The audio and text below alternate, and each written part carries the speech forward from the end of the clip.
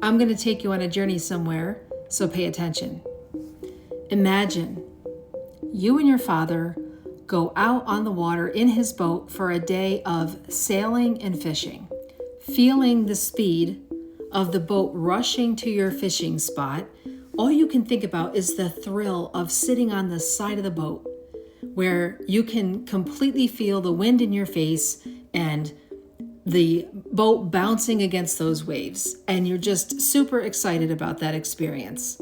But your father warns you, do not sit over there because you just may end up in the shark-infested waters. And so, as your father slows down the speed of the boat so that you can drop your lines in the water, you head over to the side of the boat and you stand up on top of the edge to sit down, but you lose your footing and you fall in the water.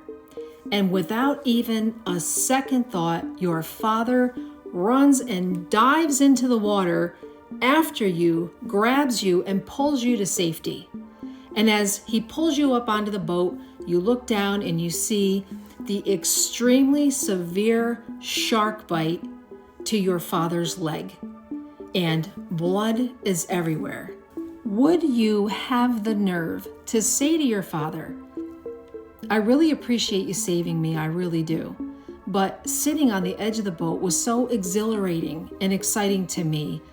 I'd like to sit there on our way back to shore. Now, only a blind fool would say such a thing because he has not seen the sacrifice of his father. And if he did see it, he doesn't understand it. So, I've got something to say to the professing Christian. If you have any hidden desire for the sinful excitement of this world, this may offend you, but you have not seen the sacrifice of the Father.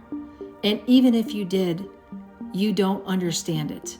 If that boy, seeing what his father just did for him, if he truly understands it, a sense of horror will consume him as he considers the extreme length and cost that his father went through to save him. And he will even pour contempt on the very drops of water that cling to his body after disobeying his father and jumping in that water. Likewise, the true convert sees that God, in the person of Jesus Christ, without hesitation, dove down into the very pit of hell to save him from the foolishness of his sin, and a sense of horror consumes him as he considers the extreme length and cost God went to in order to save him. And that true convert pours out contempt on the sinful desires that still cling to his flesh when he considers that cost that the Father went through to save him from that.